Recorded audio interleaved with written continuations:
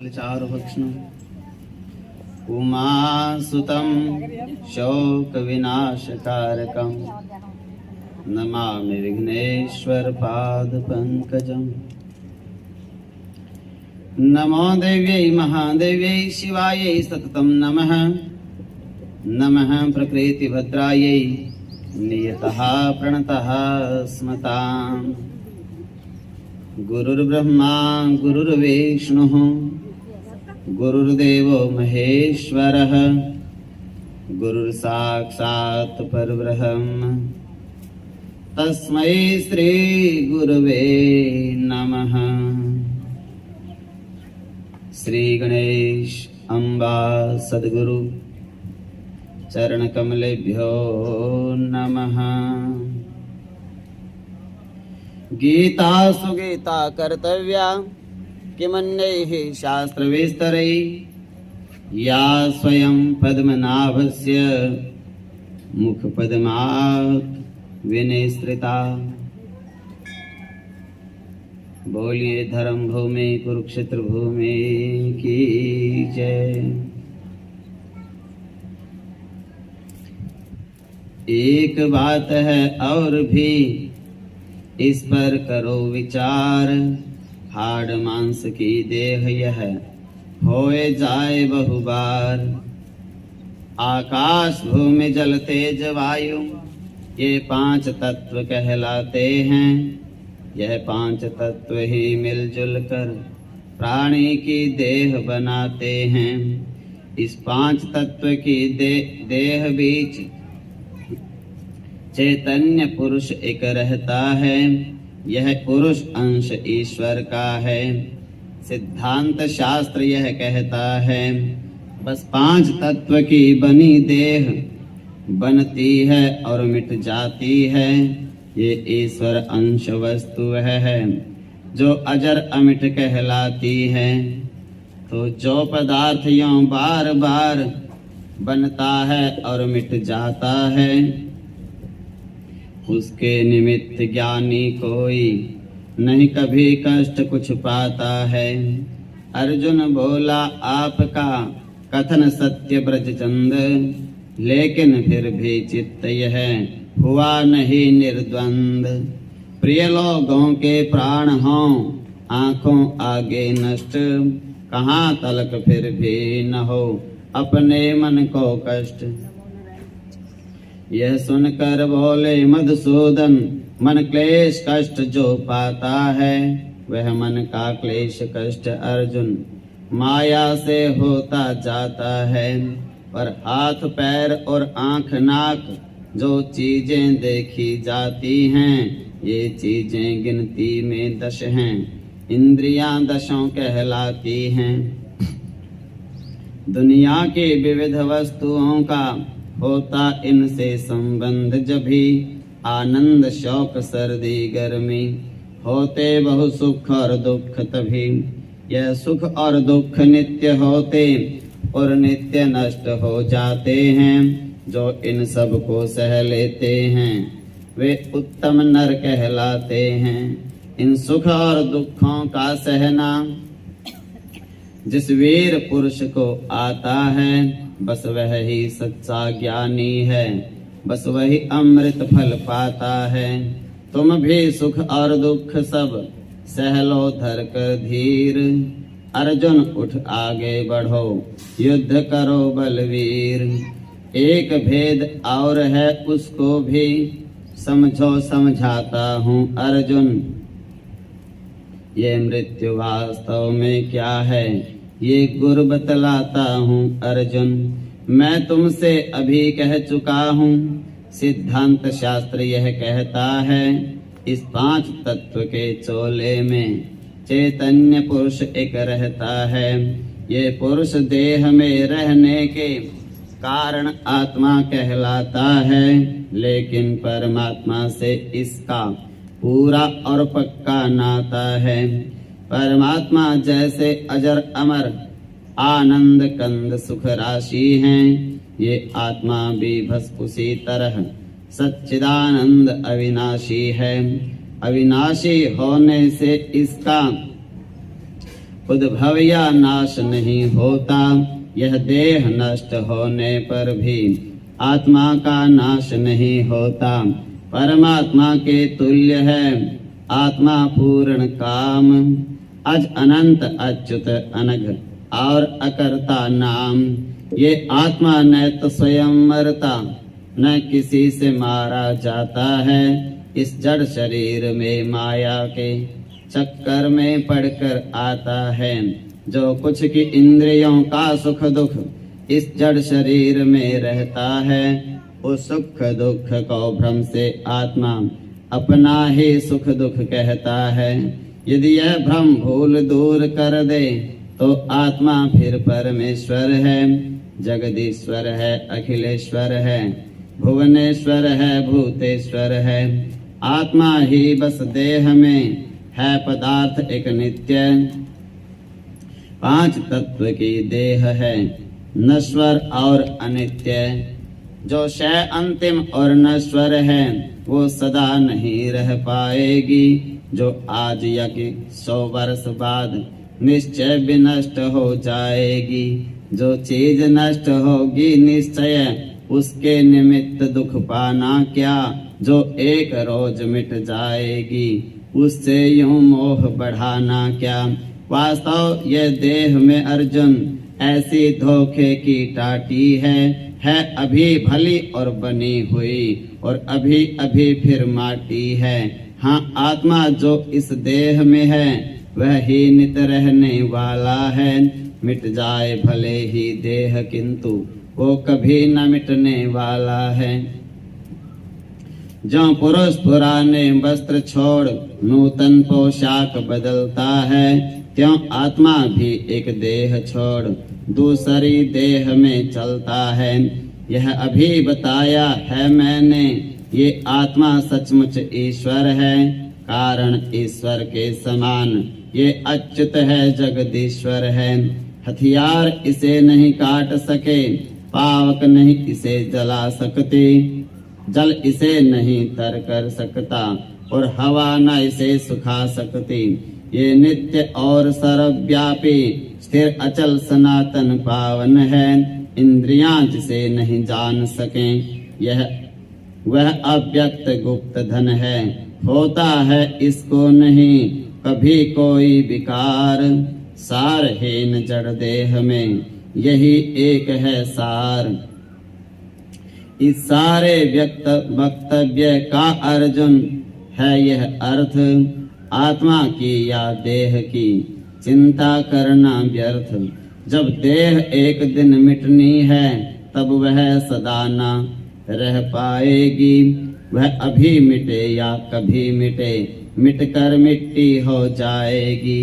इस मिटने वाली मिट्टी की चिंता से कोई उपकार नहीं। फिर यह भी एक नासमझी है जो तुम कहकर इसके मिट जाने पर रोना, ज्ञानी पुरुषों का काम नहीं। फिर यह भी एक नासमझी है जो तुम कहकर समझाते हो। इस मिट्टी का तुम अपने ही हाथों से नाश बताते हो। जो स्वयं नाश हो जाएगी उसका तुम नाश क्या करोगे। जो निश्चय एक दिन जाएगी उसको कब तक धर पकड़ोगे। अब रही बात एक आत्मा की, सो वह मारे नहीं मरता है। तुम बाण चलाओ कितने ही उस पर प्रभाव नहीं पड़ता है। इसलिए बताओ अब अर्जुन, लड़ना क्यों तुम्हें अखरता है। तुम किसे मारते हो आखिर और क्या मारे से मरता है। अर्जुन कुछ करने लगा मन में सोच विचार। उसी समय फिर कृष्ण ने किया और विस्तार। बोले अर्जुन, हम क्षण भर को माने लेते हैं इतना भी। नश्वर शरीर की तरह यहाँ होती मिटती है आत्मा भी। तब वही बात फिर कहना है, क्यों बेजा शौक किया जाए। जो वस्तु होए और मिटे नित्य, उसके निमित्त क्यों दुख पाए। फिर कितना ही तुम यत्न करो, कुछ भी नहीं पर कुछ भी नहीं बसाएगी। जो चीज की होनी मिटनी है वह होकर मिट ही जाएगी। इसलिए शौक का त्याग करो, नहीं शौक ज्ञान का लक्षण है। वह पुरुष शौक नहीं करता है जो ज्ञानी और विलक्षण है। फिर यह भी तो सोचो मन में, साहस क्यों तुमने हारा है। जो युद्ध कर्म है क्षत्रिय का वह ही बस धर्म तुम्हारा है। क्षत्रिय के लिए युद्ध करना वैकुंठ द्वार कहलाता है। क्षत्रिय को बड़े पुण्य फल से यह शुद्ध कहीं मिल पाता है। क्षत्रिय अपने धर्म को यदि छोड़े निशंक तो फिर भूतल पर उसे निश्चय मिले कलंक। जितने योद्धा यहाँ आए हैं और युद्ध जिन्होंने साधा है वे सब यह मन में समझेंगे अर्जुन डर कर ही भागा है।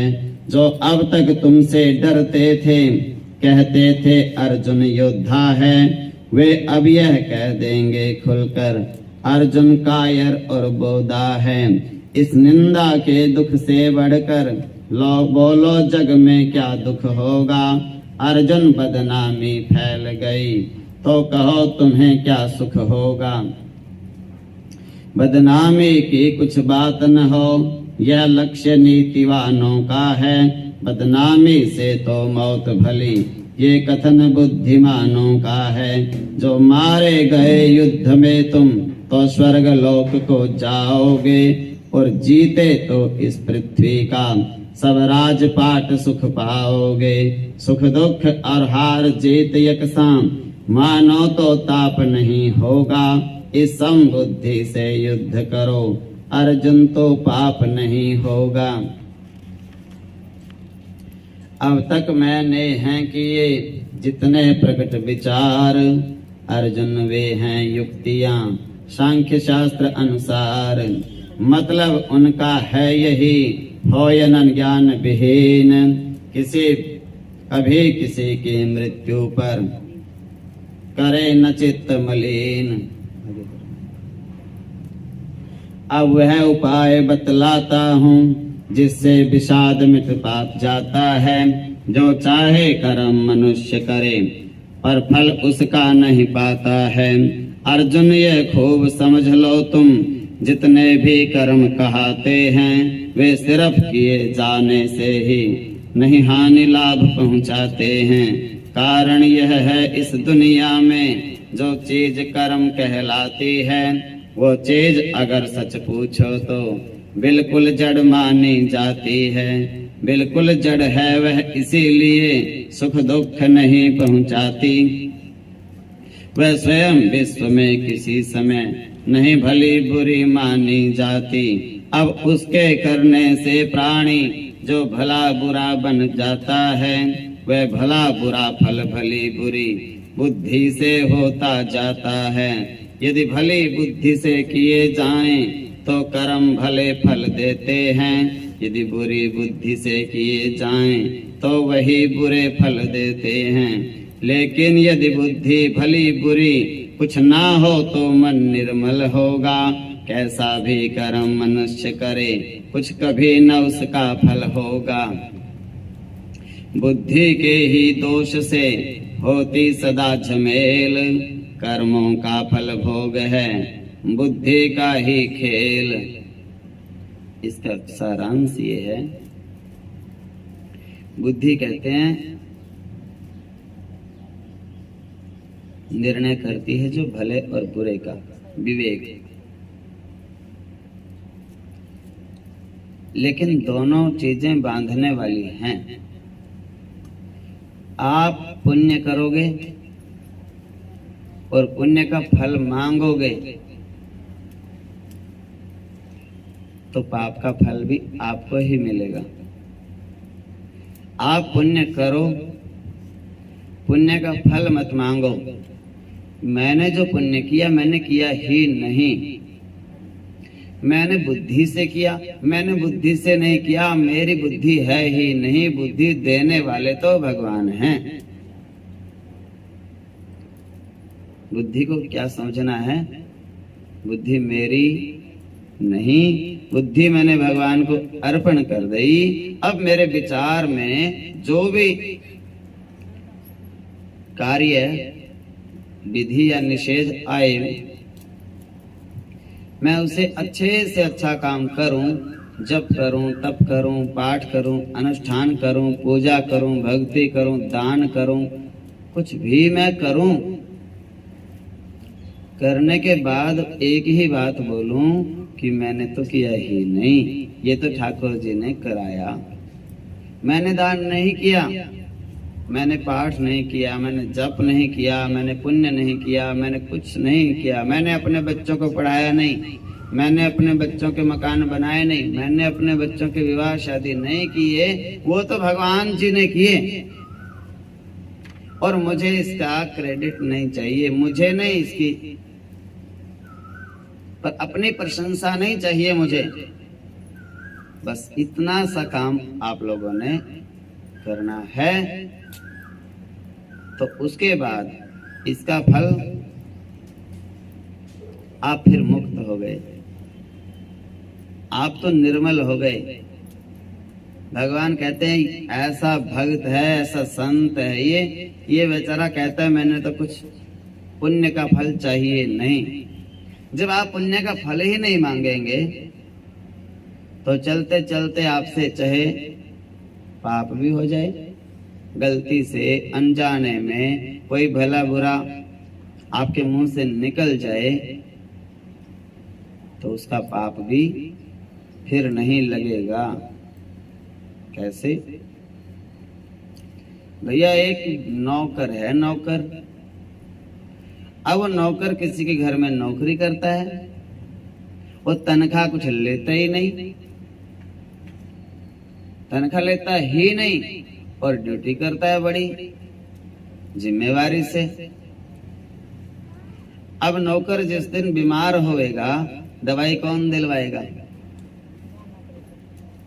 जिनके घर में नौकरी करता है वही तो दिलवाएंगे। और अगर तनख्वाह लेता होगा तो खुद की तनख्वाह में से ही दवाई लेनी पड़ेगी। अब 20, 30, 50 हजार, लाख, 2 लाख रुपए लगेंगे तो खुद की उसको यही तो बोलेगा मालिक तेरे को तनख्वाह मिल रही है, तनख्वाह में से करो।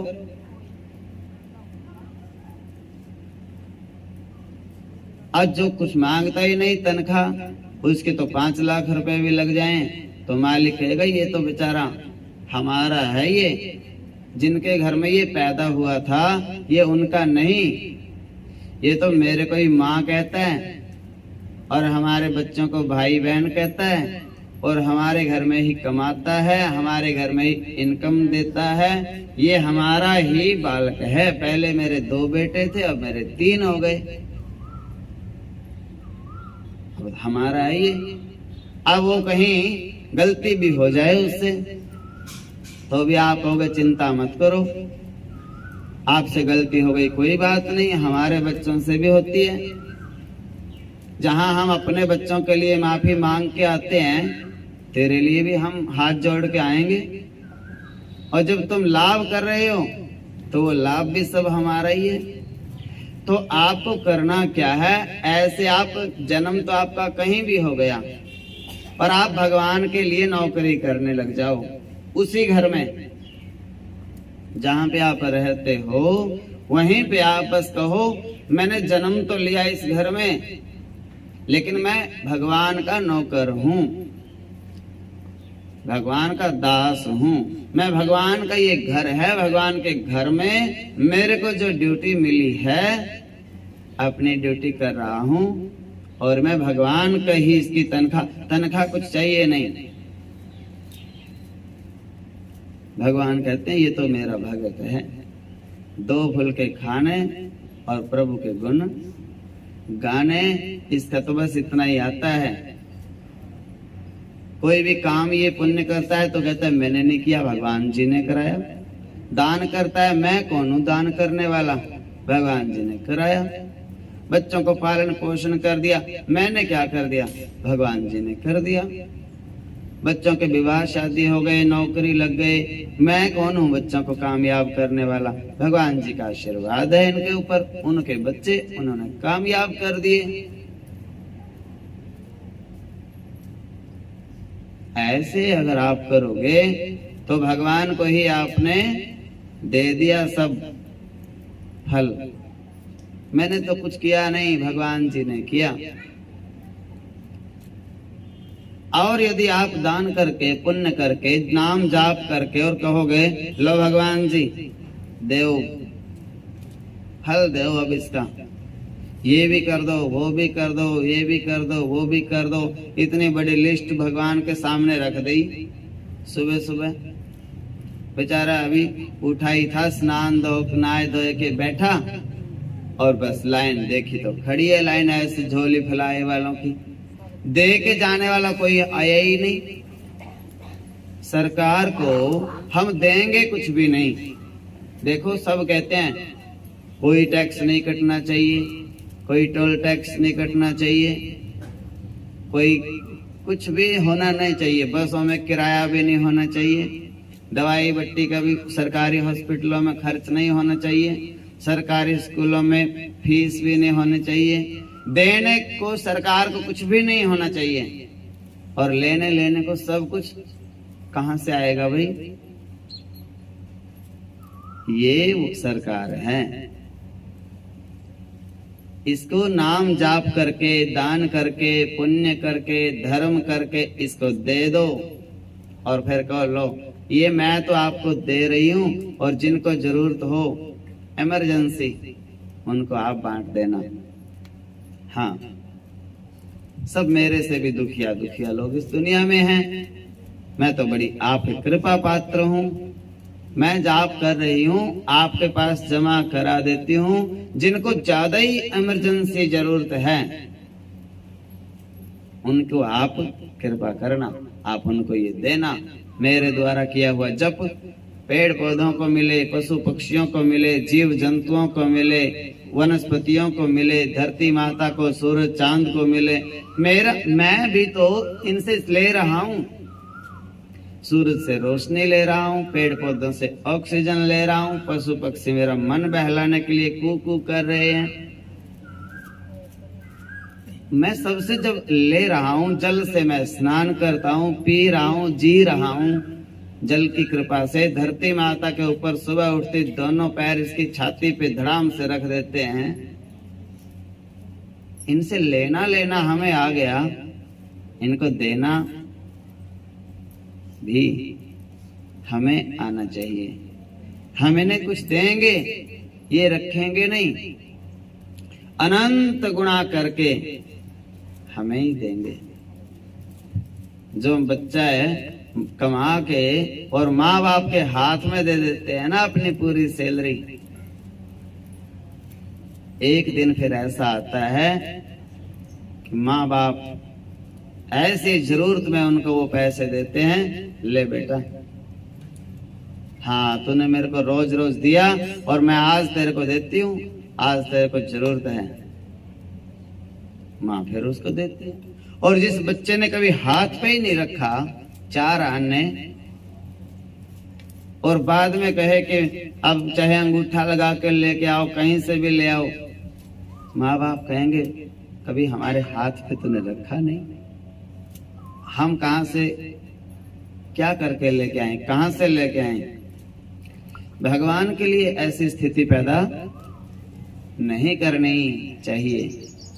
भगवान क्यों दे, तो पुण्य करो भगवान को, इसका फल भगवान को मिल जाए, दान करो इसका फल भगवान को मिल जाए, धर्म करो इसका फल भगवान जी को मिल जाए, सरकार को मिले। अपने अपने लिए जिएंगे हम और देश के बारे में कुछ भी नहीं सोचेंगे, कितने दिन तक सुरक्षित रहेंगे। पहले तो राष्ट्र है, देश है पहले, फिर राज्य है, फिर अपना जिला है, फिर अपनी तहसील है, फिर अपना गांव है, फिर अपना मोहल्ला है, फिर अपना परिवार है पूरा, और फिर अपना घर है, और घर के बाद फिर अपने घर के लोग हैं पहले, अपना नंबर तो सबके बाद में आता है।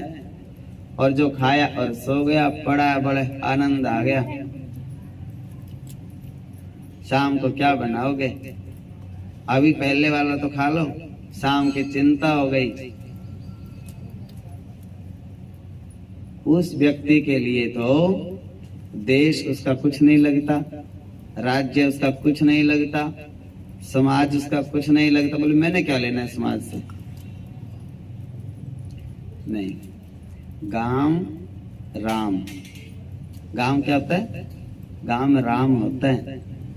गांव में तो हम सब हैं, और गांव को हम कुछ भी नहीं समाज को देंगे। हम चोरी करेंगे, ठगी करेंगे, बदमाशी करेंगे, बच्चे किसके बिगड़ेंगे? पूरे गांव के देखने वाले बच्चे बिगड़ेंगे कि नहीं? एक व्यक्ति भक्ति कर रहा है, पूरे गांव के लोग सुधर रहे हैं कि नहीं? एक व्यक्ति नशा करेगा, पूरे गांव के बच्चे बिगड़ेंगे कि नहीं बिगड़ेंगे? आपकी कोई छूट नहीं है। आप गलती करो और गांव में रहो। आप गलती करोगे, गांव से द्रोह करोगे, समाज का विरोध करोगे, राष्ट्रद्रोह करोगे, देशद्रोही होंगे, आपको तो गांव से निकाल दिया जाएगा। घर से निकाल देंगे, गांव से भी निकाल देंगे, देश से भी निकाल देंगे, आजीवन कारावास भी हो जाएगा, सजा फांसी की भी सजा हो सकती है। तुम स्वतंत्र हो, पर तुम समाज में कुरीतियां नहीं फैला सकते।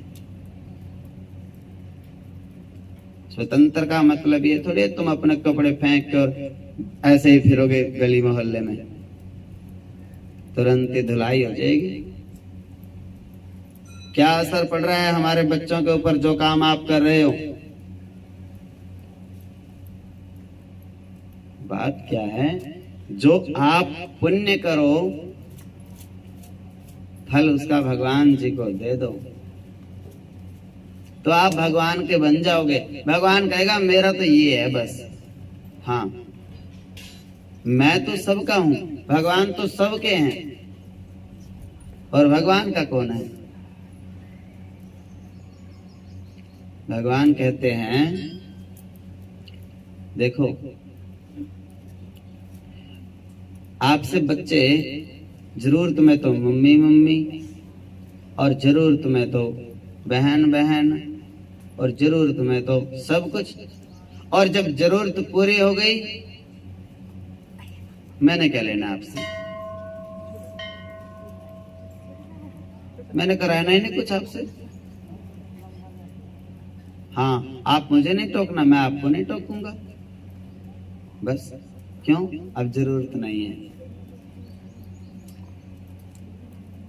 बुजुर्ग एक बात सोचते हैं बैठ के कि हमने जीवन भर सबका ख्याल रखा, हमें कोई पूछने वाला है ही नहीं।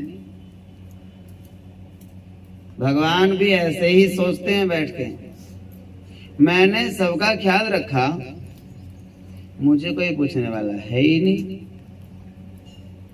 तो अब आपको समझ, ये कथा किस लिए सुनते हो? ये कथा यही बात सिखाने के लिए है। 50-60 सालों से भगवान से आप मांगने के लिए लगे पड़े हो। भगवान को कब देना, कब शुरू करोगे? जिस दिन आप भगवान को दे के और बदले में मांगना नहीं कुछ, तो भगवान कहेगा लो भाई आनंद आ गया। वो कैसे आनंद आया? बोले अब तो मैं भी अकेला नहीं हूं। हाँ, अब तो मेरे को देने वाले भी बहुत हैं। पहले मांगने वाले थे, मुझे ऐसा लगता था मेरे को कोई पूछने वाला है ही नहीं। अपनी अपनी जरूरतों के लिए आते हैं सब, मेरे लिए कोई नहीं आता मंदिर में। लेकिन अब कुछ माताएं ऐसी हैं, कुछ मांगने नहीं आती, बस वो मेरे को देने आती हैं। 2-4 माला जाप करती हैं दिन भर में, और जैसे बुढ़िया अपनी बेटी को देती है ना, चुपक से ऐसे, लो तेरे काम आएगा, बताना नहीं किसी को वहां जाके भी। ऐसे ही बुढ़िया माताएं मेरे को जाप करके और दे जाती हैं चुपके से। लो तेरे लिए जाप करा है मैंने, हाँ इनके लिए तो बहुत करके देख लिया, राक्षसों के लिए कितना ही कर लो, आया होता नहीं, अब तो तेरे लिए करेंगे। क्यों, तू मेरे को संभालना, बुढ़ापे में तू ही संभाल लेगा, पैसे नहीं संभाल सकते। कुछ लोगों को ये भ्रम होता है कि बुढ़ापे में गांठ काम आएगी, पैसों वाली पोटली, एक ही दिन में झूठ बोल के सारे ले जाएंगे। ऐसे ऐसे शैतान पैदा हो रहे हैं आपके घर में, ऐसे झूठ बोल लेंगे, ऐसे मगरमच्छ वाले ऐसे थूक के आंसू लगाएंगे, माँ ए माँ आज आज बचा ले, मर गया आज आज बचा ले, बस माँ तू ही तो मेरी माँ है, और मैं किसको माँ कहूँ, अब तू ही है सब कुछ, आज आज बचा ले माँ। और ऐसे आंसू लगा के आएंगे, हे माँ कर दे कृपा, 2-4 लाख रुपए की जरूरत है, 5 तो मेरे पास है, 1 की कमी रहेगी, 6 करने हैं। और माँ भी सोचे कि ले बता बेटा रो रहा है, 50 साल की उम्र, 40 का बेटा हो गया, और बेचारा लाख रुपए के पीछे रो रहा है, और 5 इसके पास पहले हैं, और 6 की इसको जरूरत है, और मैं क्या साथ में लेके जाने हैं, ले बेटा ले जा।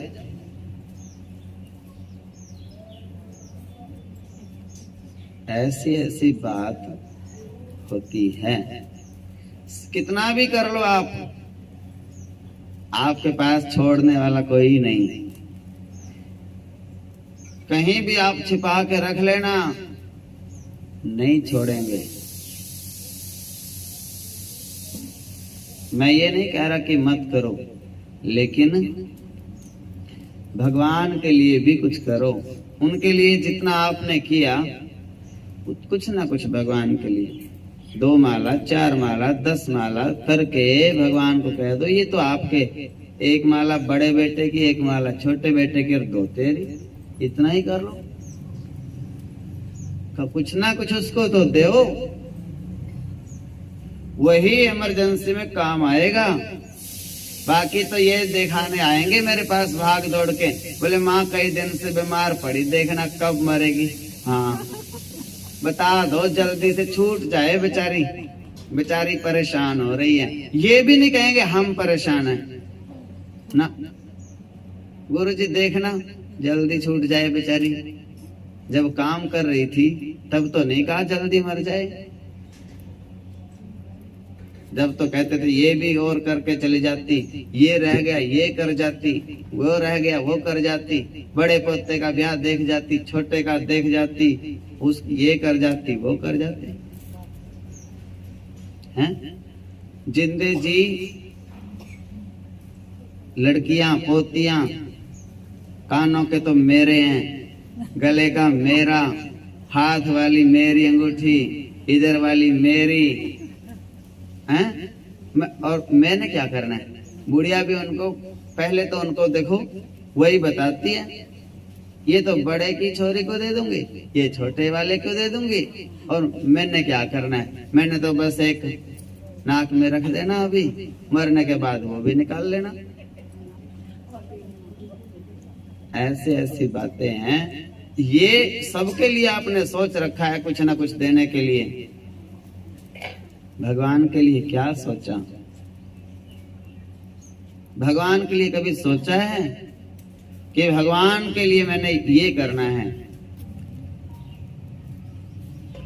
उनके लिए व्रत कर दिए, उनके लिए दान कर दिया, उनके लिए सबके लिए कुछ ना कुछ कर दिया, भगवान के लिए। जिस दिन आप भगवान को देना शुरू कर दोगे सब कुछ, पुण्य का फल भी मुझे ना मिले, भगवान को मिल जाए, दान का फल मुझे ना मिले, भगवान जी आपको मिल जाए। आप उनसे प्यारे हो, अब मेरे को घर वालों से प्यारे अब आप हो, सबको मैंने देख लिया, कोई किसी का नहीं, आप ही सबके हो। यही कथा सुनाती है, यही गुरुजी कहते हैं, यही संत कहते हैं, यही तो सब दुनिया कह रही है। हार थके बुढ़ापे में यही तो निष्कर्ष निकलता है कि कोई किसी का नहीं भगवान के सिवा, और फिर भी भगवान को कुछ देने के लिए तैयार नहीं। और मैं तो कोई धन दौलत भी नहीं कह रहा, दुनिया के तो लोग कथा सुनाने वाले ये भी धन दौलत मांगते होंगे, लेकिन मैं तो आपको इतना शिक्षा देता हूं केवल कि आप कुछ पुण्य करके, नाम जाप करके उसका फल मत मांगो, भगवान को दे दो बस। वो नाम जाप करो, व्रत करो, तीर्थ की यात्रा करो, वहां जाके कह दो मेरा स्नान का पूरा फल ठाकुर जी को मिल जाए, मेरे जाप करे का फल मुझे ना मिले, मेरे बच्चों को ना मिले, ठाकुर जी को मिल जाए। बच्चों को क्यों फल मिले? वो करने के लायक, वो जाप करें अपना अपना, वो स्नान कर लो, वो तीर्थ कर लो, वो दान कर लो। हमने क्या हाथ पकड़ रखे हैं उनके? कमा रहे हैं, खा रहे हैं, उड़ा रहे हैं, खर्च कर रहे हैं, तब क्या हम रोकते हैं उनको? 500-1000 रुपए तो होटलों में खा जाते हैं, 400-500-700 रुपए का तेल फूक जाते हैं अपने अपने साधनों में, 1000-2000 के अपने बच्चों को बांट देते हैं, माँ बाप को दवाई बट्टी तक भी नहीं पूछना। बात वो है कि वो सब कुछ कर रहे हैं और जाप उनके लिए तुम ही करोगे? उनके लिए जाप वो खुद करो, उनको शिक्षा दो, अपना अपना जाप करो, अपने अपने पुण्य करो, अपना अपना दान करो, अपना अपना तीर्थ करो। मैं जो दान कर रही हूँ इसका फल तुम्हें नहीं मिलेगा, इसका फल तो भगवान जी को दे रही हूँ आज से। मेरे दान का फल भगवान को मिले, मेरे पुण्य का फल भगवान को मिले, मेरे जाप का फल भगवान को मिले, मेरे तीर्थों का फल भगवान को मिले, मेरी कथा सुनी हुई का भी फल भगवान जी को मिले, मैं जो रोज मंदिर जाती हूँ सुबह सुबह उसका पुण्य भगवान को मिले। भगवान को जमा कराओ, भगवान ही आपके माता पिता हैं। सच्ची माता पिता तो वही हैं, वही आपको संभालेंगे, तब संभालेंगे। वो अपना तभी तो मानेंगे आपको जब आप उनको कुछ दोगे। उनको कुछ दे ही नहीं रहे, भगवान कैसे कह देंगे कि आप भगवान के हो? आप भगवान के हो ही नहीं, आप तो उन्हीं के हो जिनके चिपके पड़े हो। शरीर से काम कर दो, उनका कोई मनाही नहीं। काम करो, बच्चों के घर के काम करो सब, पर जो पुण्य कर रहे हो आप उनका फल भगवान को दे दो।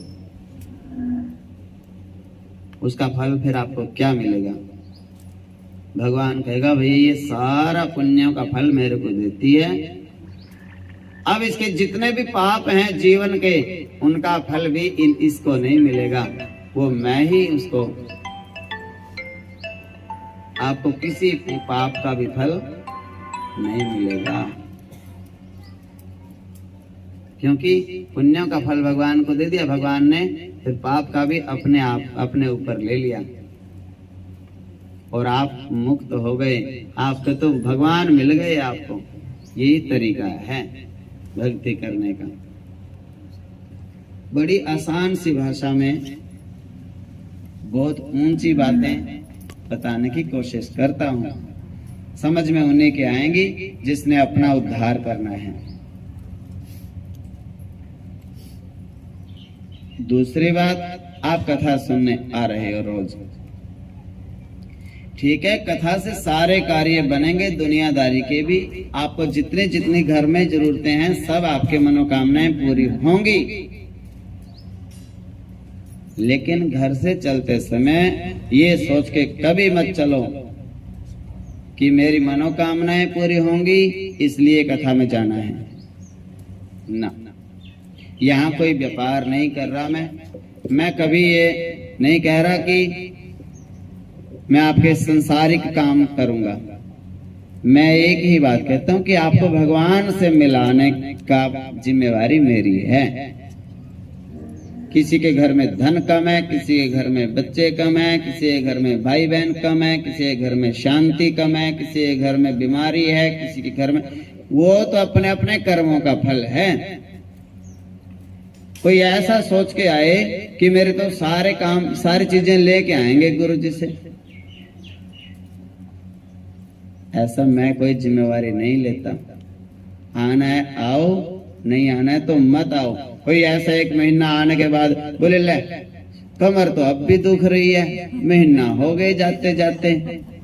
हाँ, बहू तो अब भी नहीं सुधरी, 2 महीने हो गए कथा सुनते सुनते मेरे को।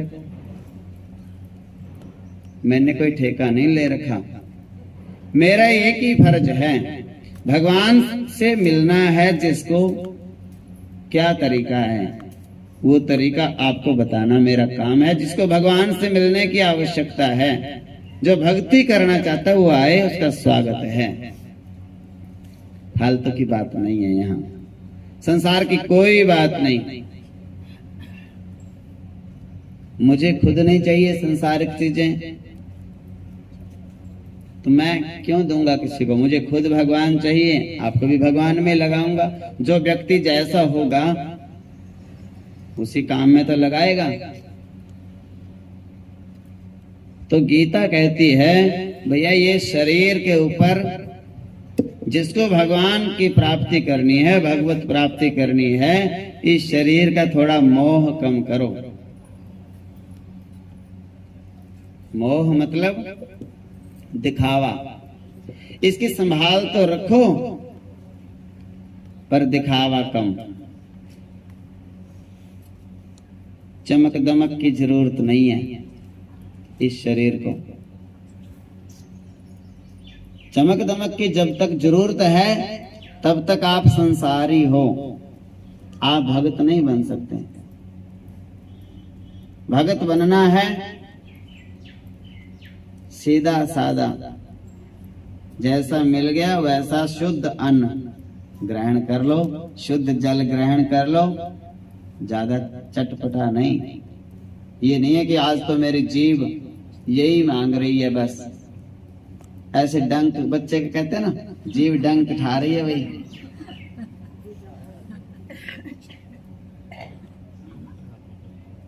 तो ये चीजें उम्र के हिसाब से भगवत प्राप्ति जिसको करनी है कम हो जानी चाहिए। जीव का स्वाद भक्ति करने वाले व्यक्ति को छोड़ देना चाहिए। जैसा भी बन जाए घर में, बस ये देखो वो झूठा सूचा ना हो, शुद्ध हो, शुद्ध बन जाए, जिसका भगवान का भोग लग सके। और जैसा मिल जाए संतोष करके ग्रहण कर ले तो आपका मन भक्ति में लगेगा। जैसा खाओगे अन्न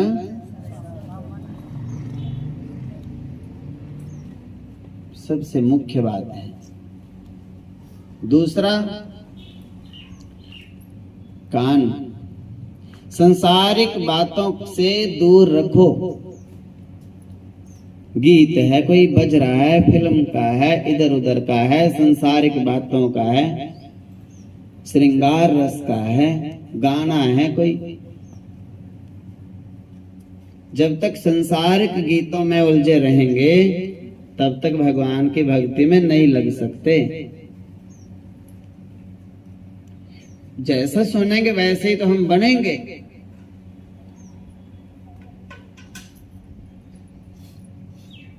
ये कोशिश करो ना, अब संसारिक बातें नहीं, संसारिक गीत नहीं, भगवान के गीत, भगवान के भजन सुनेंगे मेरे कान।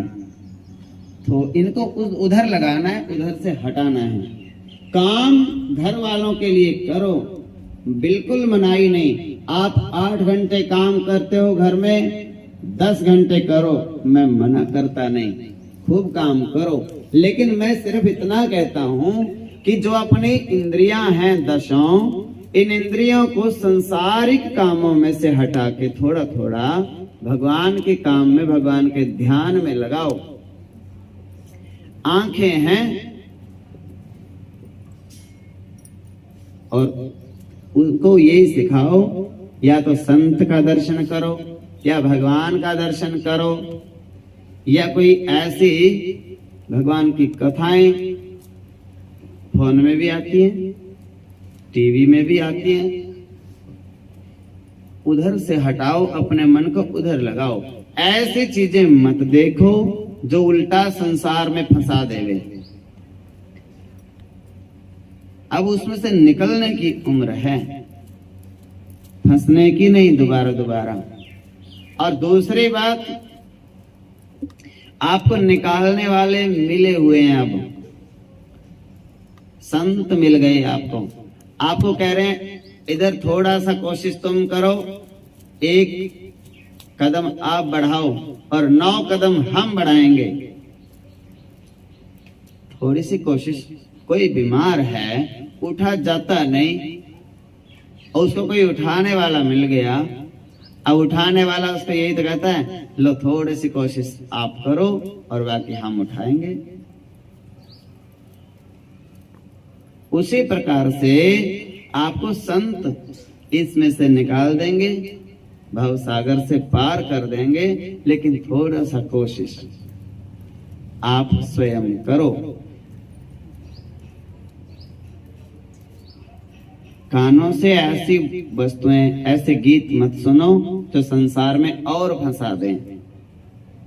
ऐसी बातें मत करो किसी से, ऐसी वस्तुओं को मत देखो आंखों से जो और दुनिया में फंसाएं। ऐसी बातें मत बोलो अपनी वाणी से जो संसार में और उलझा देवें। ऐसा अपने हाथ से कोई काम न करो जिसको करने के बाद ये लगे कि देख लो इसकी उम्र देखो और काम देख लो। चाहिए तो बच्चों को समझाना, ये उल्टा बच्चों को उल्टे रास्ते पे लगाते हैं। अपने पैरों को मंदिर की तरफ ले जाओ। ऐसी जगह नहीं जाना चाहिए जहां जाने से बच्चों पे भी गलत असर पड़े। और तीर्थों में जाना अच्छी बात है, लेकिन तीर्थों में जाना और कहे कि हम तो घूम ही आए। कहाँ घूम घाम के आए हैं? हाँ बस वहां घूम आए, मथुरा वृंदावन घूम आए। वो घूम के ही आए हैं। वो ना तो स्नान करके आए, ना वो दर्शन करके आए, ना वो प्रसाद। घूम के आए हैं। छुट्टियां हो रही थी, सोचा घूमे। बच्चे जिद कर रहे थे घूमने के लिए। ऐसे शब्द बोलना पाप है। वृंदावन घूमने की जगह नहीं है। वृंदावन तो भगवान को समर्पण होने की जगह है। वहां जाकर के पूछ के जाना चाहिए। वहां जा कैसे जाया जाता है, क्या विधि है, कहाँ दर्शन करने हैं। भागे भागे गए, होटलों में गद्दों पे सोए, एसी का कमरा लिया, होटलों में खाया, जहां ना तो संतों के दर्शन किए, ना वहां पुरोहितों के दर्शन किए, ना वहां गौ ब्राह्मण के दर्शन किए, ना वहां कन्या को कोई दान किया। सीधे गए, होटलों में रुके और जमुना के किनारे जाके ओहो राम राम, इतना गंदा पानी, घर ही नहा लेंगे जाके। वो तीर्थ नहीं है। वो तीर्थ नहीं किया आपने। आपकी तीर्थ वाली श्रद्धा नहीं है, तीर्थ वाली बुद्धि नहीं है। जब यहां से चलो, पहली बात तो ये है, अगर घर में से आप तीर्थ में जाते हो, सबसे बड़े तीर्थ तो आपके घर में बैठे हैं माता पिता। उनके बिना तीर्थ में जाना ही नहीं चाहिए। चाहे लाख मुसीबत आ जाए, लाख परेशानियां आ जाएं, माँ बाप को साथ में लेके चलो और चलो आपको तीर्थ करा के लाते हैं। बच्चों को भले ही घर में छोड़ जाओ, रिश्तेदारी में छोड़ दो, बच्चों को तीर्थ में ले जाना कोई आवश्यक नहीं है। बच्चों की पूरा जीवन पड़ा है। बच्चे अपने जीवन में तीर्थ करेंगे, उनको संस्कार मिलेंगे। माँ बाप को घर में छोड़ जाना और बच्चों को तीर्थ करा के लाना तीर्थ होता ही नहीं है। ये तो घूमना ही होता है। घूमना है ये बच्चों के पिकनिक है, तीर्थ नहीं है ये। तीर्थ होता है माता पिता को संभाल संभाल के आराम आराम से ले जाओ, तीर्थ कराओ, दर्शन कराओ, उनकी सेवा करो। वहां अपने दर्शन के लिए ज्यादा जोर मत दो तीर्थ में जाके कि मैंने दर्शन करने आके होके ना, मैं तो इनकी सेवा करूंगा और ये करेंगे जाप, मुझे मिलेगा फल। इनके दर्शन मैं कर लूंगा और ये भगवान के कर लेंगे, फल तो मुझे ही मिलेगा। ये मुझे आशीर्वाद देंगे, भगवान जी भी प्रसन्न हो जाएंगे।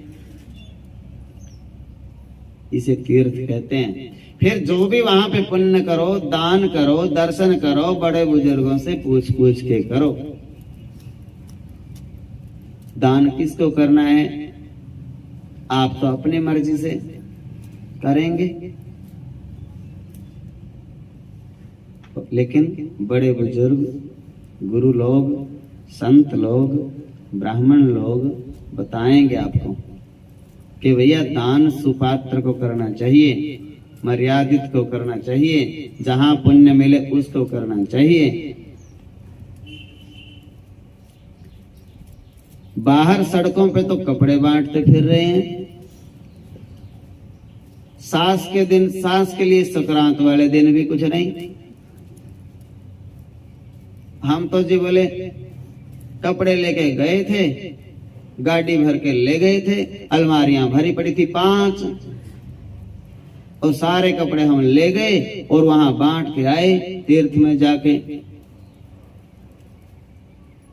कभी सास को भी पूछा है कि आज त्योहार है, आज दीपावली है, आज नया सम्मत है, आज कोई व्रत है मेरा, आज मकर संक्रांति है, आपके लिए मौसम के अनुकूल कोई सूट सिलवा दूं, ले आऊं आपके पसंद का?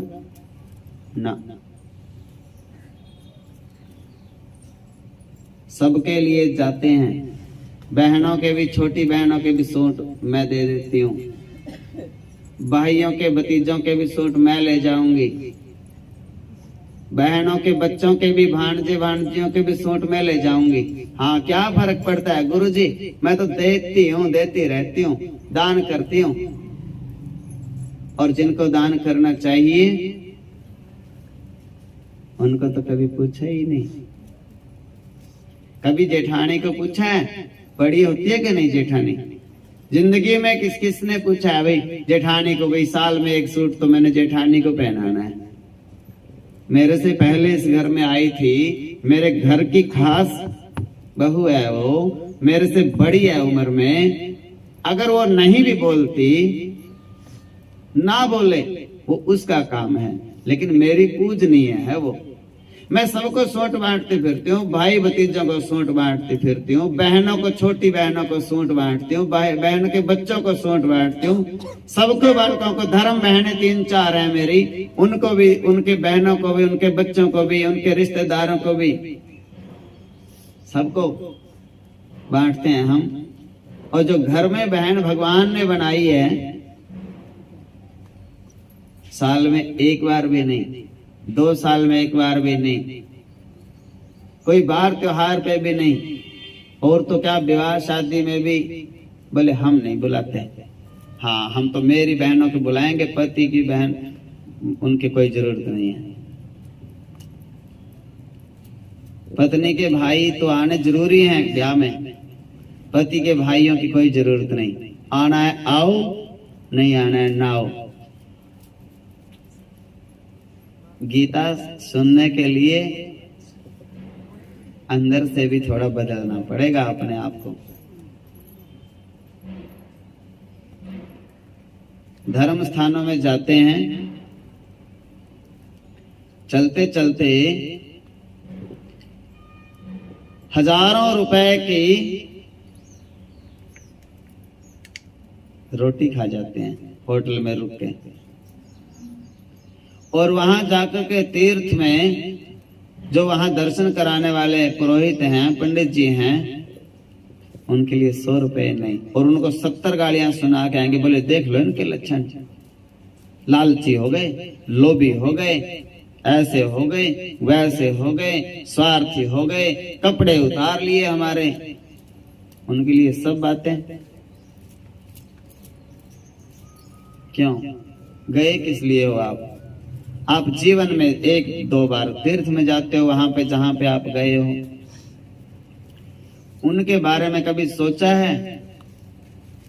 आप उनके पास जाओ, उनको गुरुजी कह के प्रणाम करो, उनके पास में बैठो और आप उनको बताओ हम फलानी जगह से आए हैं और वहां के पुरोहित जी से हमें मिलना है।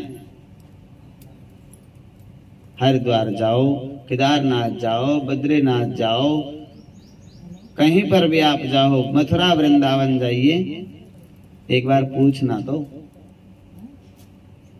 उनके पास इतने बड़ी बड़ी रोकड़े होते हैं, बहियां होती हैं, और आपके घर की 10 पीढ़ियां उन्होंने लिख रखी हैं। इनके दादाजी का ये नाम था, वो यहाँ स्नान करने के लिए आए थे, उनके साथ में उनका ये बेटा, ये बेटा, ये बेटी, ये था, रिश्तेदार था, गांव के लोग थे, स्नान करने आए थे इतने तारीख को। और वो उन बहिया को बेचारे रोज उठाते हैं, सिर पे ऊपर रखते हैं, फिर नीचे उतारते हैं, फिर ऊपर रखते हैं। वो 20-20 साल तक आपके बुजुर्गों के नाम लिख लिख के उनके उठाते, रखते, साफ करते हैं, नई छपाते हैं, नई उतारते हैं, पुरानी खराब हो जाती है, नई में उसको दोबारा लिखते हैं। आपसे कुछ मांगते नहीं है वो, आप जाकर के उनको प्रणाम करके चाहे 100 रुपए मत्था टेक आओ। डॉक्टरों को दे देते हो आप, होटल वालों को दोगे आप, होटल वाला कहेगा 700 रुपए बन गए 2 प्लेट के, आप कहोगे कोई ना 700 तो ये रख लो और 50 रुपए ये भी रख लो। हाँ, बड़ी अच्छा होटल है, सुंदर है तुम्हारा, 50 रुपए और उसमें कापी में दाब के वेटरों को दे दोगे, ले बेटा कोई बात नहीं, तुम सेवा करते हो यहाँ पे। रोटी खाई भी नहीं, बोले मेरे से नहीं चबती, और पैसे फिर भी दे के आए।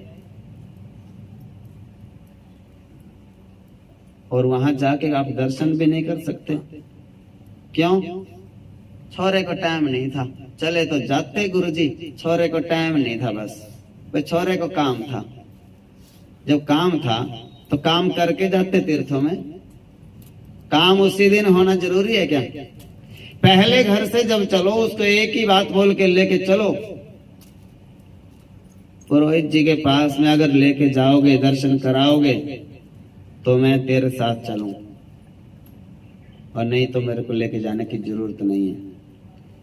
जहां आप 5000 रुपए खर्च कर रहे हो, वहां 100 रुपए उसके में कौन सी बड़ी बात है।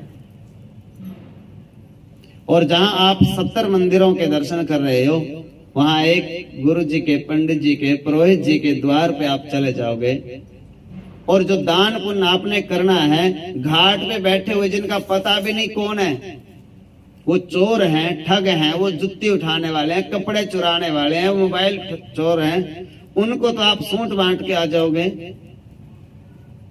आप एक वस्त्र ले जाओ, उसके ऊपर 100 रुपए रख के पुरोहित को दिया, अपना पुरोहित है जो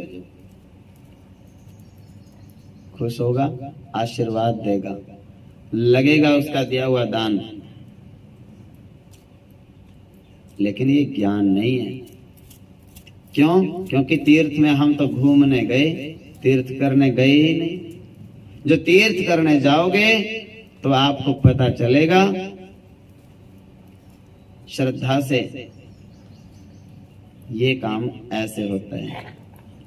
अपने घर के लोगों का महत्व समझो, अपने संस्कारों को समझो, अपने सनातन धर्म को समझो, अपने तीर्थों की महत्ता को समझो। फल तो आपको चाहिए पूरा 100%। मैंने व्रत करे, फल नहीं मिला कुछ, फल तो पूरा चाहिए, और विधि करनी ना पड़े कुछ। उसके लिए शुद्धि भी करनी पड़ेगी, बुद्धि भी होनी चाहिए, अहंकार भी मरना चाहिए, क्रोध भी कम होना चाहिए, निंदा चुगली भी कम होनी चाहिए, आंखों को भी कंट्रोल रखना पड़ेगा, कानों के ऊपर भी नियंत्रण रखना पड़ेगा, वाणी को भी वश में करना पड़ेगा, तभी तो भक्ति का फल मिलेगा। जो मुंह में आया सो ही बोल दिया। 2-2 घंटे चुगलियां सुन रहे हैं, 2-2 घंटे ऐसे चित्रहार देख रहे हैं जिससे बुद्धि भ्रष्ट हो गए, हाथों से ऐसे ऐसे काम कर रहे हैं। भगवान की भक्ति एक ही वही हाथ है शुभ कार्य जो करता है। ये ध्यान रखना है कि अब इससे अशुभ नहीं करना। जिस बर्तन में खीर बनाते हो रोज और संतों को भोजन कराते हो, उसी बर्तन में मांस मिट्टी बना दोगे और फिर संतों को फिर से उसी में भोजन करा दोगे, फिर पार भी होने की कोशिश, बोले लो फल नहीं मिल रहा, कर्म तो कर रहे हैं। तो जैसे उसी बर्तन से उसमें खीर बना के नहीं खिला सकते आप संतों को अगर मांस मिट्टी पका रहे हो उसी बर्तन में, तो यही बर्तन तो है, यही तो जीव है जिससे माला जपते हो सारा दिन, और इसी में फिर नरक की तैयारी, इसी से तो वैकुंठ लोक की तैयारी। हरे कृष्णा कृष्णा कृष्णा हरे हरे, हरे राम राम राम हरे हरे, ये वैकुंठ लोक की तैयारी है। गोलोक धाम में जिसको जाना है, साकेत लोक में जाना है ना, ये उसकी तैयारी चल रही है इस जीव से। इसमें खीर बन रही है संतों के लिए, भगवान के लिए। राम नाम तो लड्डू और गोपाल नाम घी और हरि का नाम मिश्री और घोल घोल के पी।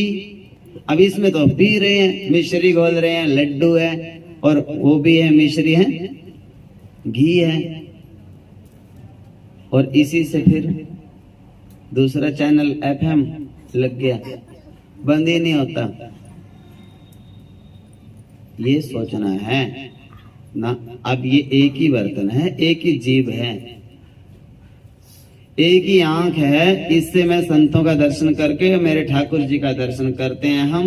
अब इससे दुनिया के चित्रहार नहीं देखने, अब बंद। अब उधर का रास्ता बंद, इधर का शुरू।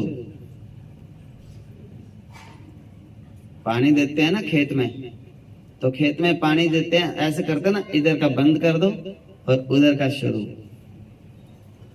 तो ये मार्ग है, संसार से अपने इंद्रियों को हटाना है और भगवान की तरफ लगाना है। और सुनो, इस काम का नाम राधा है।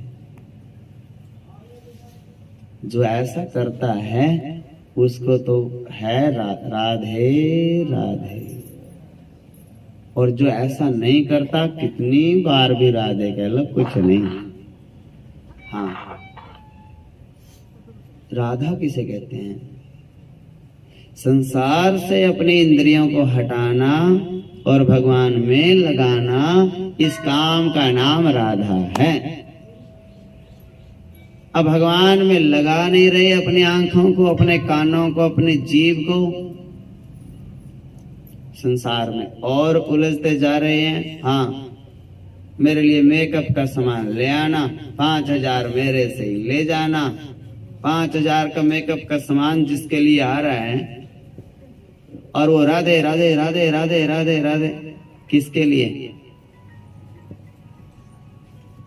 जिसको राधा से मतलब है ना, उसको राधा का जीवन चरित्र भी उसने पढ़ा है।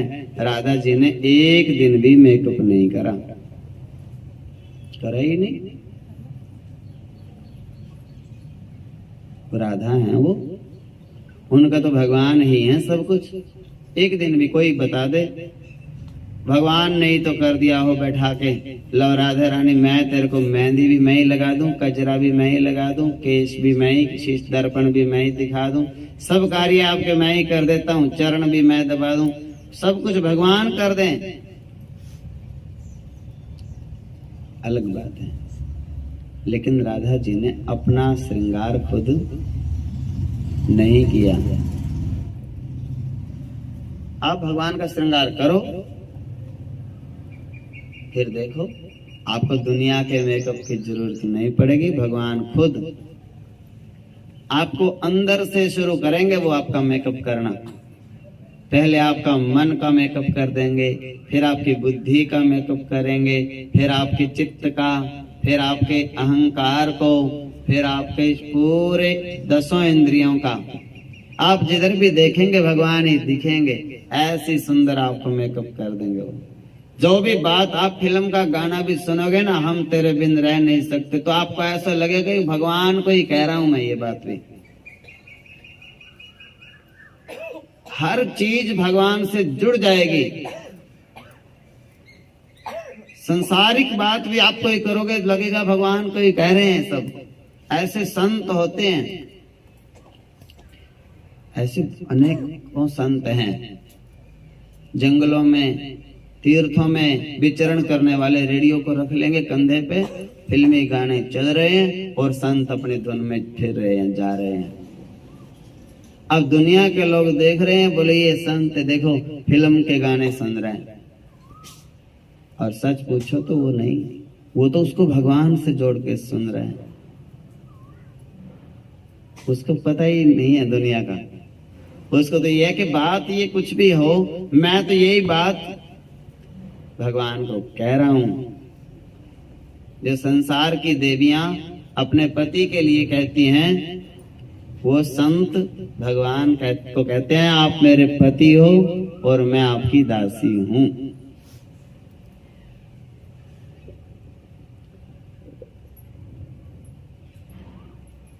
तुम हो दया के सागर,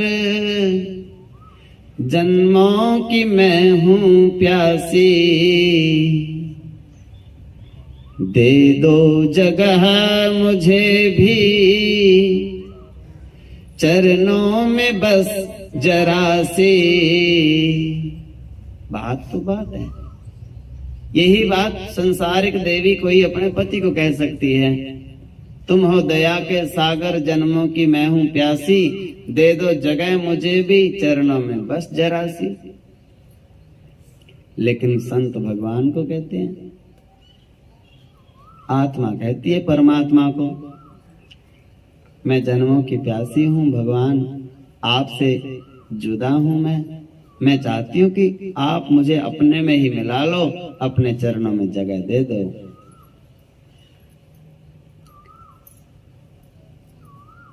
संसार से हटाना है, विचार भगवान के विचार करो, काम संसार के करो। ऐसा सोच के करो कि भगवान ने जिम्मेवारी दी है, उस जिम्मेवारी को निभा रहे हैं। बच्चों के काम नहीं कर रहे हम तो भगवान का काम कर रहे हैं। भगवान ने ड्यूटी लगाई, मैं ये ड्यूटी को अच्छी तरह से निभाऊंगा, ये भगवान की भक्ति बन जाएगी, भगवान जी प्रसन्न हो जाएंगे। गृहस्थ में रह करके और भगवान की सेवा करना, भगवान का जाप करना, भगवान की सेवा करना, भगवान का अर्चन करना, भगवान का पूजन करना, भगवान के धाम में आना, भगवान के लिए व्रत करना बहुत आसान नहीं है। सबको संभालना, बाल बच्चों को भी संभालना, घर वालों को भी संभालना, पूरा दिन काम करना और फिर कथा के लिए समय निकालना, मंदिर के लिए समय निकालना, जाप के लिए समय निकालना बहुत आसान नहीं है। संतों के लिए तो भजन करना बड़ा आसान है, काम यही है और काम नहीं। संतों का तो काम यही है, 2 रोटी रूखी सूखी जैसी मिली खा ली, नहीं बनाई तो किसी माता को कह दिया, हाँ रोटी ले आना, आओगी तो है ही, आज तुम ले आना, कल ये ले आएंगे, परसों वो ले आएंगे, उनके अगले दिन वो ले आएंगे। प्रसाद है भगवान का। ऐसे भी संत हैं पूरा जीवन बनाते ही नहीं, मधुकरी लेते हैं, 5 घरों में से भिक्षा लेते हैं मधुकरी जरा जरा, और उसको मिक्स करके मिला करके उसी में सब्जी, उसी में खीर, उसी में हलवा, उसी में दाल, उसी में चावल, उसी में तोड़ के रोटियां और सब डाल के मिक्सचर बना लिया और आनंद से पा रहे हैं। लो भगवान जी देखो, आनंद आ गया। अब और कोई काम नहीं। बाबा जी के 3 काम, नहाना, खाना, सीताराम। स्नान कर लिया, भोजन कर लिया, भजन ही है बस, और क्या करना है। लेकिन संतों से भी ऊंचे आप हो। आप घर के काम भी करते हो, घर में सबकी 70 सुनते हो और फिर भगवान का भजन भी कर लेते हो।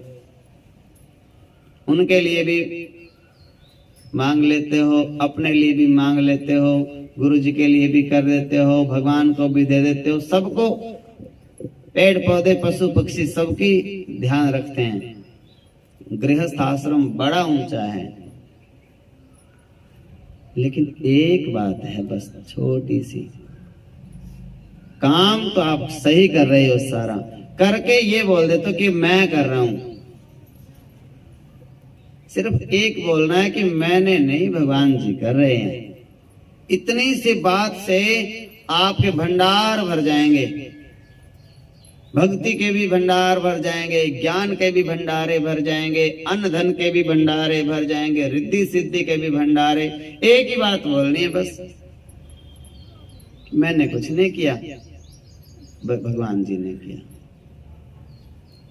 और एक बात और है, ये बात को सच में कहना है, अंदर से, ऊपर ऊपर से नहीं।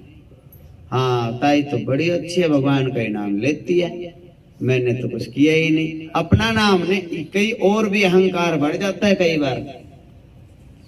ये बात सुनने के लिए नहीं कहना, भगत भगत कहलाने के लिए नहीं। अंदर आत्मा से अकेले बैठ के भी कहो, ठाकुर जी मैंने सच में नहीं किया, आपने ही किया। अकेले बैठो, भगवान को बोलो, मैंने नहीं किया। मुझे शर्म आती है जब ये दुनिया के लोग मुझे कहते हैं कि आपने किया आपने, नाम मैं अपना कराऊं और तेरे सामने फिर आ जाऊं।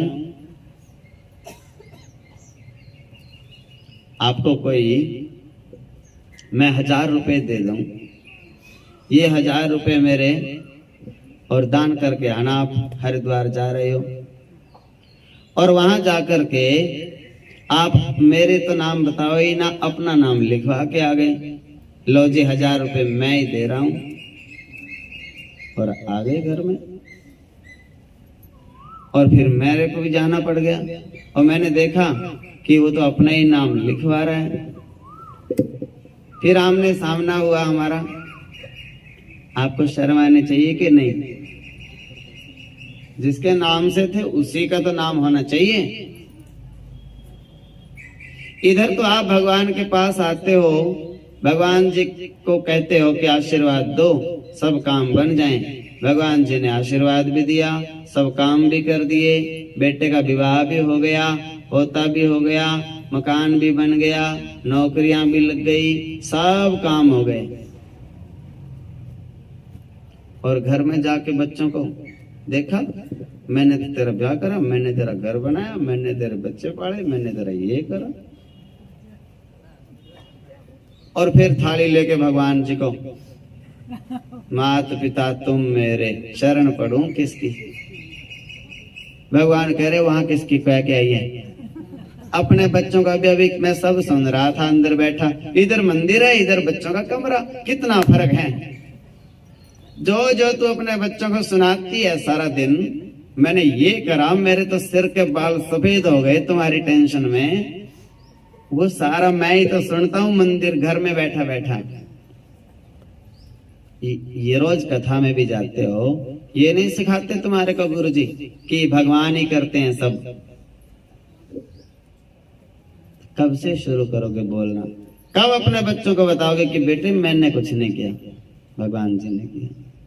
आपके पुण्य कर्म है पिछले जन्मों के, आपके भाग्य से भी हो रहा है सब काम। हमें दाल रोटी मिल रही है बच्चों, ये हो सकता है तुम्हारे भाग्य से ही मिल रही हो। अपने बालकों के भाग्य से अपने को भी दाल फूल का मिल रहा हो, कोई ऐसा बच्चा घर में पैदा हो जाता है, उसी के भाग्य से सबको मिल रहा है। हमेशा अपने अपने को नहीं क्रेडिट देना चाहिए कि हमें ही मिले उसका बस, ऐसा नहीं।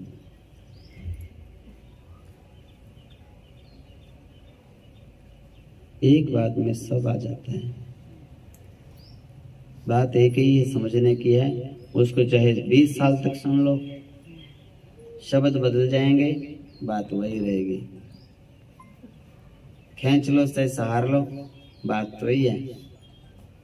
एक ही बात के, चाहे जल ले आओ, चाहे पानी ले आओ, चाहे नीर ले आओ, चाहे अंग्रेजी बाबा की तरह वाटर ले आओ, कुछ भी ले आओ, चीज तो एक ही है। कथा चाहे राम का नाम लेके रामायण की सुन लो, चाहे गीता की सुन लो, चाहे भागवत की सुन लो, चाहे शिव चरित्र सुन लो, चाहे दुर्गा चरित्र सुन लो, बात तो लास्ट में यही समझानी है कि सब कुछ मेरे भगवान जी करते हैं, दूसरा कोई कर सकता नहीं। और आपके हिस्से का, आपके भाग्य का जो आपको, चाहे वो गालियां मिल रही हैं, चाहे आपको वो दुख संकट है, वो दूसरा कोई नहीं दे रहा, आपके भाग्य का है वो। उसको चुप करके सहन कर लो और आगे के लिए भजन कर लो। पिछला कर्ज उतर रहा है, अगला सुधार लो। समझते हैं ना? अगर उनका विरोध करोगे पिछलों का, आगे फिर तैयार नया सिरे से। माता पिता की डांट सुन लोगे, सास ससुर की सुन लोगे, बच्चों की डांट से बच जाओगे। माता पिता की डांट नहीं सुनोगे, माता पिता का सास ससुर के आगे से तुम बोलोगे, तो आगे बच्चों के 4-4 मुक्की खाने के लिए तैयार रहना। ऐसा कुछ नहीं कि सास ससुर के तो हम मुंह बंद कर देंगे और बच्चे बहुत अच्छे हैं हमारे, कभी नहीं। सास ससुर का, माँ बाप का, बड़ों का, ताऊ ताई का मुंह कोई बंद करेगा ना, आगे बच्चों के मुंह मगरमच्छ के जैसे खुले हैं, कोई उनको रोक नहीं पाएगा। इसलिए गुरुओं की मार खा लो, गुरुओं की बात मान लो, माता पिता की डांट सुन लो, माता पिता का कहना मान लो, आगे वाले मगरमच्छों से बच जाओगे। वो आज्ञाकारी बनेंगे आपके, वो लायक बनेंगे, वो संस्कारी बनेंगे, वो सोचेंगे 100 बार मेरी माँ आज भी आगे से नहीं बोलती मेरी दादी के, मुझे भी माँ बाप के सामने नहीं बोलना। मेरा पिता आज भी मेरे दादाजी के सामने नहीं बोलता, दादी के सामने नहीं बोलता, मेरा बाप आज तक, मुझे भी उनके सामने नहीं बोलना। ये संस्कार उनको जरूर मिलेंगे। और उन माता पिता की आत्मा इतने आशीर्वाद देती है, भगवान भी उनकी बात को टाल नहीं सकते, मोड़ नहीं सकते। भगवान सास ससुर माँ बाप जो आत्मा से आशीर्वाद दे देंगे, हजारों संतों से बड़े सास ससुर होते हैं, लाख संतों से बड़े, गुरुओं से बड़े माँ बाप होते हैं। उनकी आशीर्वाद लेके तो देखो, उनका कहने में रह के तो देखो। और अगर हम उनको बोलते रहेंगे तुम तो पुराने जनरेशन के हो, यही मंत्र रटेंगे हम, कोई बात नहीं, आगे जनरेशन तो तुम्हारे आगे भी आने वाली है। वो तो इतने पुराने हो ही गए, तुम तो नए बन के भी पुराने ही कहलाओगे। वो 80-80, 90-90 साल तक बैठे हैं, हम तो 50-60 में ही पुराने हो जाएंगे, रिटायर। जाओ, कोई पूछता नहीं तुम्हारे को।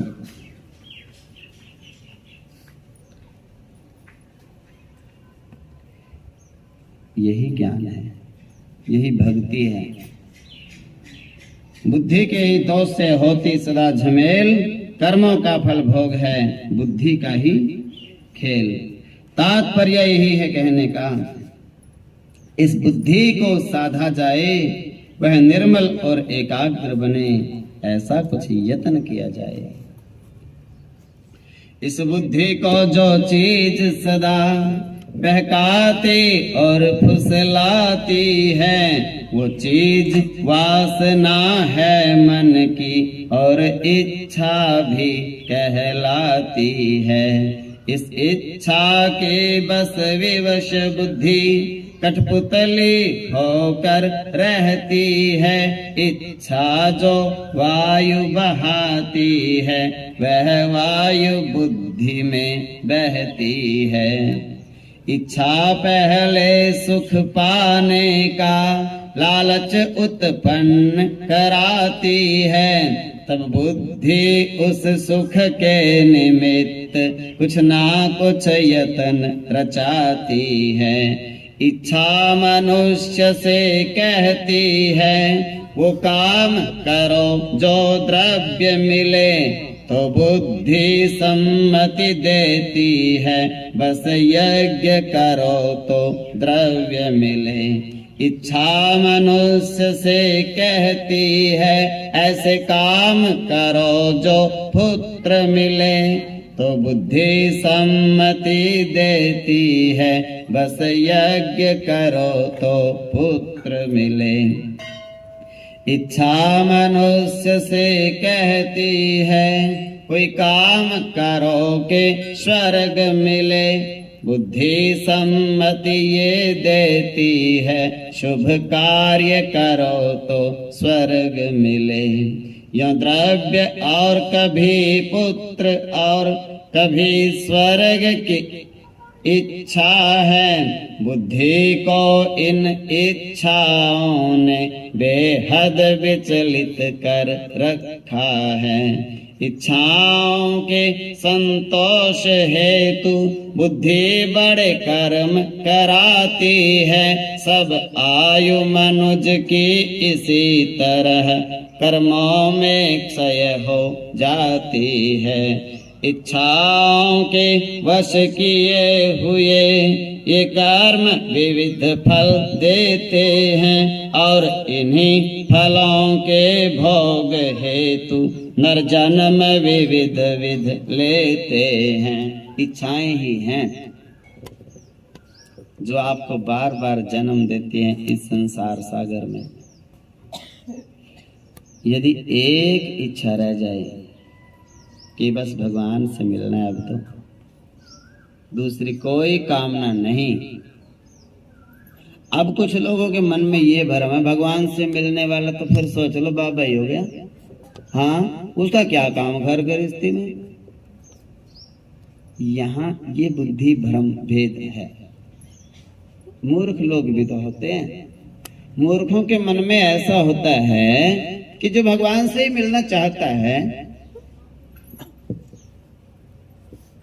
उसको फिर भगवान से ही मिलना है, इसका मतलब तो वो बाबा जी बन गया। उसका क्या काम घर में, क्या कर देगा वो घर में रह के, क्या उसके बच्चों को संभाल लेगा, क्या वो घर को काम करेगा। ये बात समझने की है। क्यों भाई, ऐसा कोई व्यक्ति बताओ घर में रहते भगवान नहीं मिले क्या किसी को? विदुर जी को, ध्रुव जी को, प्रहलाद जी को, अर्जुन को, भीष्म पितामह जी को, इन सब लोगों को भगवान घर में मिले कि बाबा जी बन के मिले? अम्बरीश को, राजा हरिश्चंद्र जी को कहाँ गए थे ये घर को छोड़ करके? घर में ही मिले भगवान, बाबा तो नहीं बने। क्यों मिल गए फिर भगवान इनको? सिर्फ इसलिए मिले कि वो अपनी सच्चाई पर रहे। उन्होंने भगवान का सुमिरन करना छोड़ा नहीं, घर में ही रहे, माता पिता की आज्ञा में रहे, गुरुओं की आज्ञा का पालन किया, शास्त्रों के आदेश का पालन किया, अपने बच्चों का पालन पोषण किया, अपने बच्चों को अच्छे अच्छे संस्कार दिए, बड़े बड़े राजपाट चलाए, धर्मराज युधिष्ठिर के जैसे लोग, कुंती के जैसी माताएं, द्रौपदी की जैसी बहनें, एक दिन भी उनके मन में ख्याल नहीं आया कि हम तो घर को छोड़ देंगे। एक दिन भी द्रौपदी के 5 पुत्रों को मार दिया, वनवास दे दिया, वन वन में भटकते फिरे। मन में नहीं आया कि मैं मर जाऊं कुछ खा के। आया क्या? एक दिन भी मन में नहीं आया कि मैं तो अपना घर बार छोड़ के किसी आश्रम में जाके रह लूंगी। वृंदावन तो उन दिनों में भी होगा। कहीं मन में नहीं आया कि मैं तो वृंदावन में कुटिया बना लूंगी, अयोध्या में कुटिया बना लूंगी, केदारनाथ बद्रीनाथ में चले जाऊंगी, गंगोत्री जमुनोत्री द्वारका रामेश्वरम, कहीं जाने का विचार नहीं आया उनके मन में। और हम जरा सी बात हो जाए, बस अब तो ऐसा करेंगे, कहीं ना कहीं चले ही जाएंगे। और क्या करें, हम तो बस अपने वृंदावन में, मथुरा में, कहीं ना कहीं पेड़ के नीचे गोवर्धन के पर्वत के उसमें पड़े रहेंगे, राधे राधे कहेंगे। हाँ, दाल फूल का तो मिल ही जाएगा। क्यों? आफत आई हुई है क्या?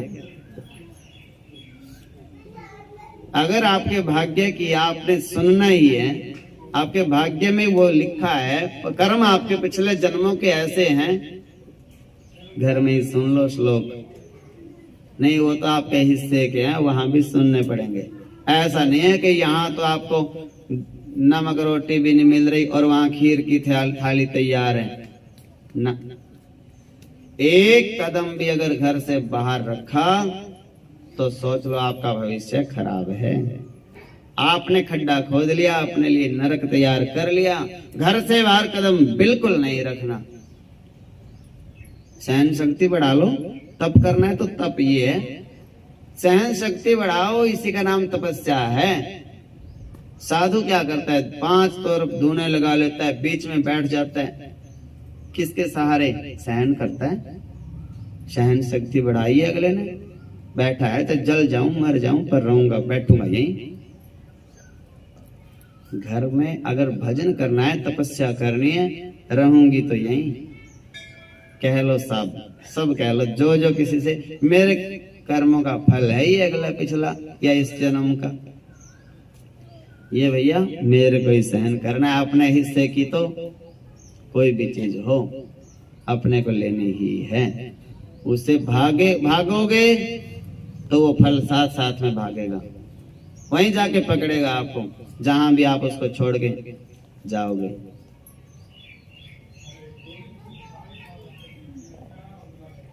इच्छा की वजह से जन्म होता है, इच्छाओं की वजह से बार बार मृत्यु होती है, इच्छाओं की वजह से दुखी हैं। संगात संजायते कामः, कामात् क्रोधो विजायते, क्रोधात् भवति सम्मोहः, सम्मोहात् स्मृति विभ्रमः, स्मृति भ्रंशात् बुद्धिनाशो, बुद्धिनाशात् प्रणश्यति। आप अकेले बैठे हो, ओम नमो भगवते वासुदेवाय का जाप कर रहे हो, कोई दुख नहीं।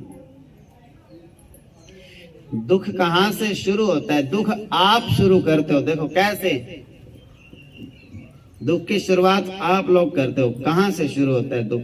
आप कहते हो ना दूसरा दुख देता है, दूसरा नहीं, दुख आप खुद पैदा करते हो। दुख के जन्मदाता आप हो। ठीक ठाक बैठे हो, माला जप रहे हो, मन में आएगा एक चीज चाहिए मेरे को, कोई भी चीज, जल का ही गिलास चाहिए।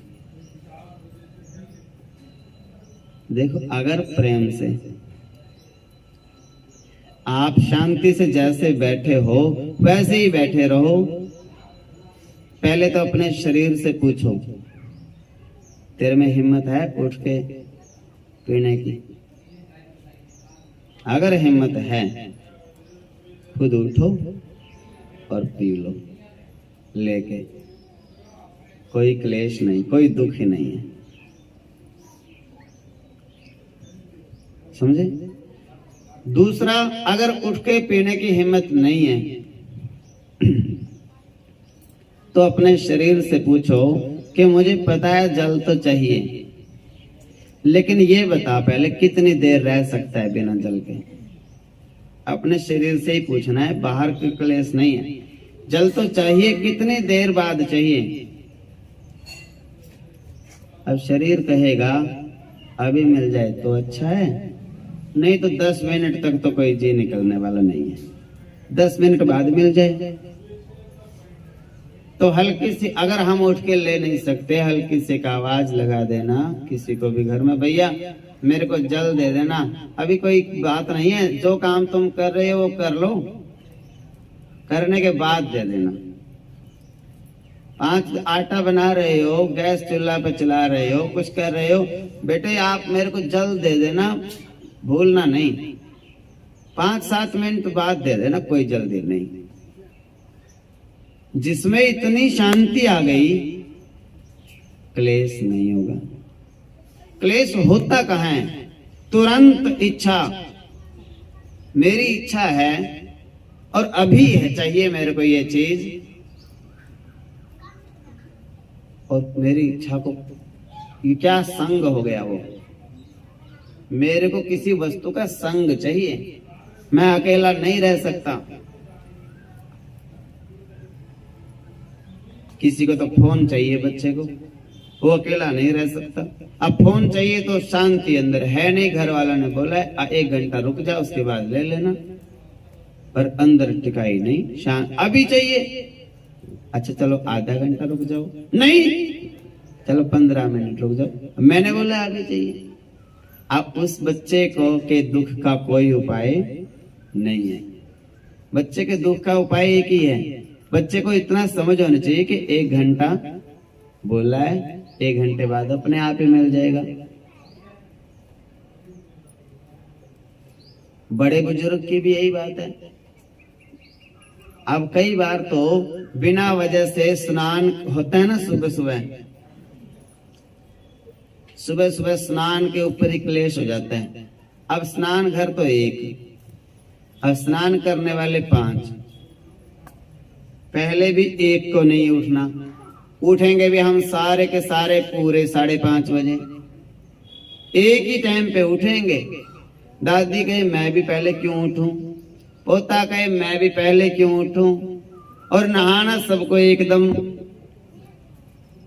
अब दादी तो कहेगी ले मेरे को देख के घुस जाते हैं बाथरूम में। अब पोता कहेगा मेरे को पहले स्नान ही नहीं करने देते, स्कूल में जाना। अब मम्मी कहेगी मेरे को भोजन बनाना था, बताओ मैं क्या करूं। समझना है, समझदार वही है जो कहे भाई मैं तो शांति से कर लेंगे हम तो। या तो पहले उठो 4 बजे, स्नान करो, ध्यान करो, भजन करो, पाठ करो, पूजा करो, जो करना है 4 बजे उठो। अपने शरीर को रात को कह के सो भैया, जल्दी से तैयार हो जाना, हड्डियां अपनी संभाल के सो रात को ही, इकट्ठी कर लेना, सवेरे उठ जाना 4 बजे, और अपना सबसे पहले सोए पड़े रहो, किसी को उठाने की जरूरत नहीं, उठे और स्नान करा। और अगर हम लेट हो गए फिर शांति रखो, फिर भैया काम वाले करो, जिसको काम करना है वो करो, स्कूल जाने वाले स्नान करो। अब हम लेट हो गए हैं आज फिर हम सबसे बाद में कर लेंगे। कोई भी काम हो, यही काम भोजन के समय होता है, यही काम भजन में होता है, यही काम स्नान के समय होता है। कोई भी काम हो, या तो उठ के खुद कर लो पहले, या फिर शांत हो जाओ, ये सोच लो कोई बात नहीं, आधे घंटे का फर्क है सारा, ये जो काम कर रहे हैं वो काम कर लेंगे, बाद में तो मेरा भी नंबर आएगा ही। इतना सा धीरज है। संगात, किसी वस्तु का आप संग चाहते हो उससे कामना उत्पन्न होती है। संग चाहते हो, मेरे को कोई पूछने वाला नहीं, कोई चाहिए पूछने वाला, ये संग चाहिए, अच्छा सा एक संग चाहिए। संग से संग मिल गया, पहले आप अकेले थे, अब संग मिल गया, दूसरा भी मिल गया कोई, अब ये ऐसा क्यों है? मिल तो गया, ऐसा नहीं होना चाहिए था। जैसा मैं चाहूं ऐसा होना चाहिए। पहले तो बहू चाहिए और बहू मिल गई, अब ऐसी क्यों मिली? मेरी पसंद की चाहिए। संग से कामना उत्पन्न होती है। ऐसी नहीं वैसी, वैसी नहीं वैसी, वैसी नहीं वैसी, अपने पसंद की चाहिए। संगात संजायते काम, कामात क्रोधो अभिजायते। अब अपनी पसंद का अपनी मानता नहीं कोई। क्रोध आता किस बात पे है? इसी बात पे आता है, आप मेरी नहीं मानते। अगर ये कहे मैंने क्यों मनाना है, मैंने तो 2 रोटी खानी, भगवान का गुण गाना, मनाना ही नहीं। अब घर भी इनका, बार भी इनका, मेरे फर्ज था मैंने पूरा करा। अब बढ़ाएंगे तो बढ़ाओ, घटाना है तो घटाओ। सम्मान बढ़ाना, इज्जत बढ़ानी है तो अपनी बढ़ाओ, कम करनी है तो अपनी करो। तो कभी क्रोध नहीं आएगा। क्रोध आने की वजह तुम खुद हो। क्यों? मेरे मानते नहीं, क्रोध आता है इसलिए। क्रोधात भवति सम्मोह है। जब क्रोध आता है, बीपी हाई हो जाता है, तो फिर चक्कर भी आएगा। चक्कर का दूसरे को आएगा। जिसको क्रोध आएगा, जिसका बीपी बढ़ेगा, चक्कर भी तो उसी को आएगा। और बुद्धि भ्रष्ट, और बुद्धि भ्रष्ट हो गई। बुद्धि भ्रष्ट होने के बाद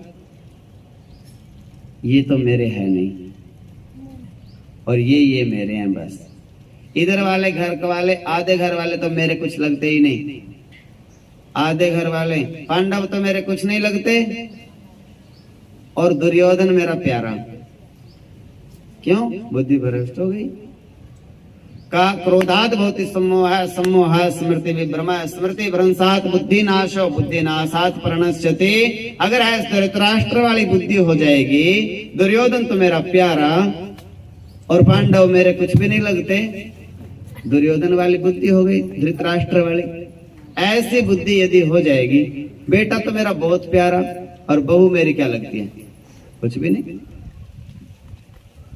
तो फिर क्या होगा? फिर तो जो हाल दुर्योधन का हुआ, धृतराष्ट्र का हुआ, वही हमारा होना है। ऐसा करना है हमने। शांति से भजन करो भगवान का। जो आपने किया वो भगवान जी ने किया। बोलो वृंदावन बिहारी लाल। जय जय श्री राधे।